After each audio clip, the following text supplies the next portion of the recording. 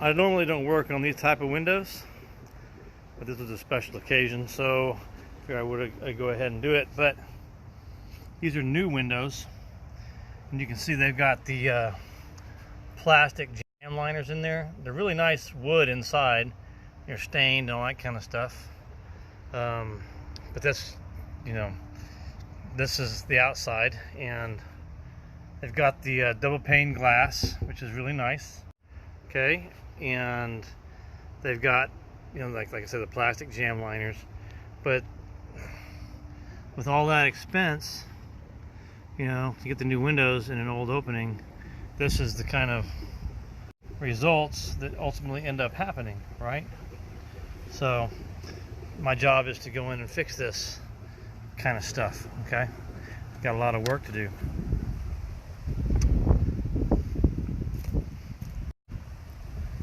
You can see it's already had some work done to it.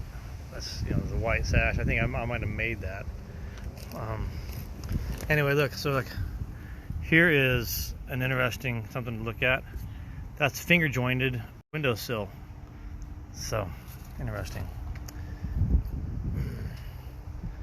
Well, I'm gonna open it up, see what I can find. Okay, so I'm tearing it open now, and I've got this trim piece off. It's basically the same thing as that one. Well, it's almost off. I discovered that it's 100% concrete. Look at that. Okay, they did put tar paper on it. Yay. Okay, that seems to help a little bit. But look at all these nails. Got some insulation in there, stuff like that. So anyway, that's how it was put together. I got my sash out of the opening, and I've got the frame somewhat disassembled here. You've got a 1/2 inch or a 5/8 inch jam leg here, which is finger jointed. A couple of pieces of trim, some rotten sill right here that we have to contend with, and the sill rod over there. This is that finger jointed wood also.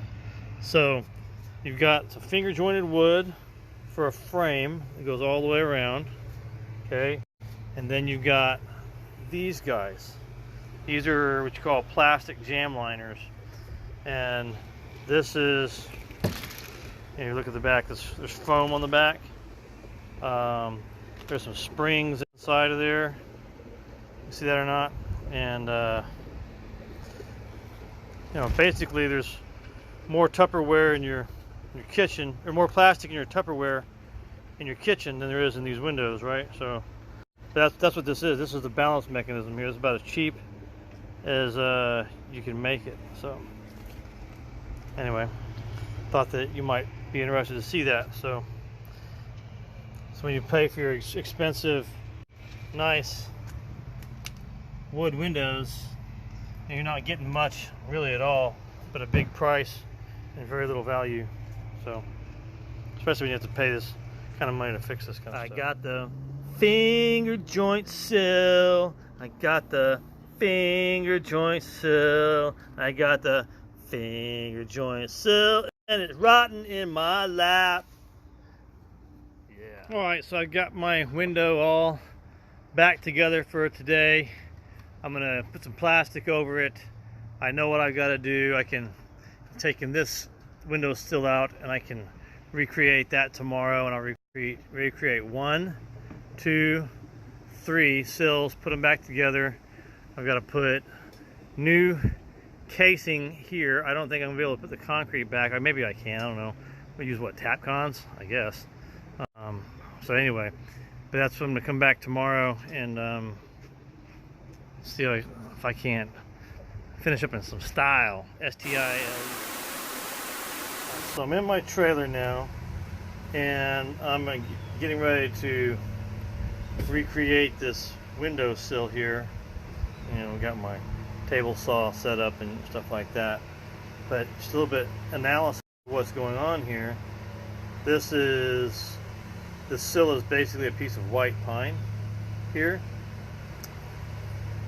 I guess that's the fundamental profile of it. And you can, I sliced a piece off, and this just you know, it's just really thin. It's nothing special about this wood. So I guess that's why you have this rot here. And I don't know if you can see it. I'll get some light on it. But those lines that are going across there, that's from the finger joint. See it? You can see the finger joint right there. So I'm going to make new sills out of Akoya. I got it right here.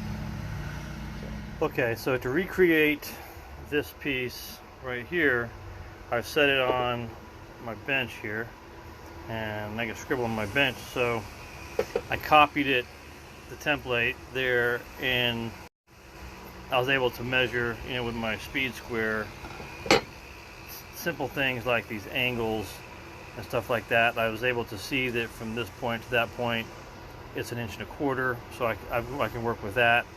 It's 15 degrees this way, 15 degrees that way.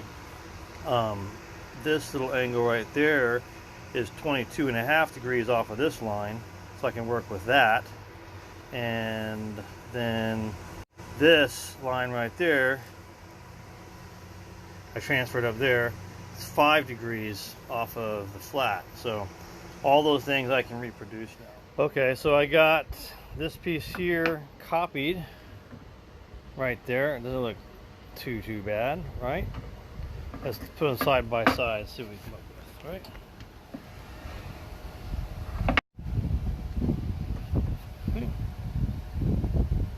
That's not bad. Okay.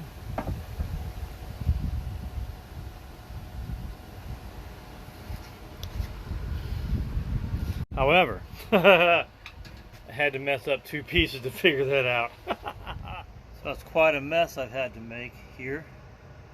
It's interesting, you know, I had to make, you know, this little piece right here. I mean, it's right on the bottom.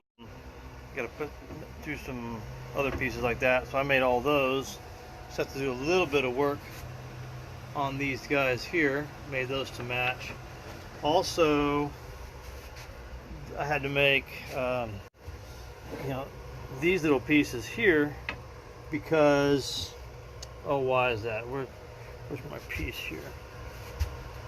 Because I found it. So there's this little itty bitty piece right here that it's actually glued on to the back side of this guy, and you know, it's a little 1/2 inch guy, and I had to mill it up here.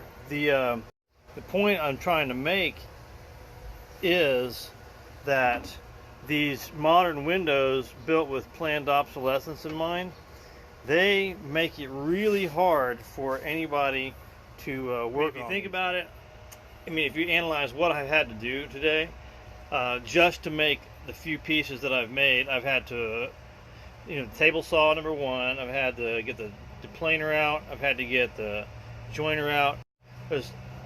There's those things. Of course, I've got the chop saw, the natural tool, the chop saw to use, but to get all of that stuff made just to make the repairs, I've already been fabricating probably 3-4 hours, and that's, I mean, I made 2 mistakes already, but the point is that they know that nobody in the world can do what I'm doing, pretty much. I mean, there's other people out there who can, but they're really hard to find, and they're expensive and all those types of things. Well, in most cases, it's cheaper to just go ahead and replace your windows. I mean, in this case, it's not. I mean, but in most cases, it is, you know. And they bank on that, and that's kind of this whole idea behind planned obsolescence, which is why you should take your stand against it. I mean, just look at this piece right here. Think about it. I mean, what does it really take to make this thing? And this is a complicated frickin' piece of millwork to make. I made it on a table saw, right? And I sanded it down to make it look right. How many people could do this, right? It's like the computer generated this model to make it intentionally difficult to recreate if you needed to. So, anyway, I thought that, look at that. I mean, pretty, it's did a good job, but man, what I had to go through to get it, and you saw the mess. So now I gotta go install it. Hopefully I don't cut it short. Right. So I have my sill in place, climbing up my ladder. Got a little piece I have to fill in right there, no big deal, but I mean it doesn't look like much, but man, it's complicated to get that guy in there. You know, this piece here is new, as well as this piece right here. So now, time for this one. So I have to take this little piece off and that piece right there. So oh, there's my sashes. See how nice the stain job those are? Really nice wood windows, right? Made to rot. Oh well. Nice finger joint. Part of the sill, right? Just that right there. You know, connected right there. So that's it.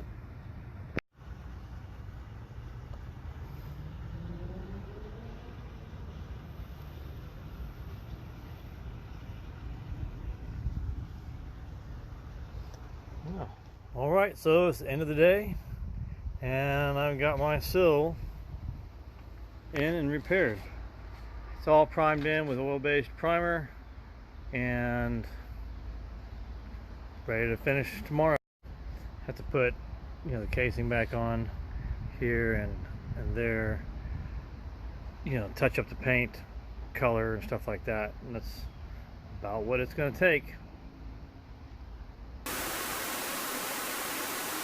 Well, we have a complete transformation on that window sill.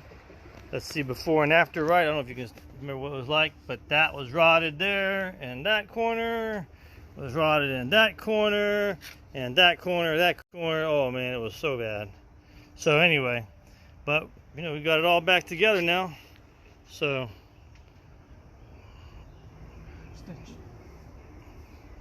Willie's touching it up, you know, making my carpentry look good.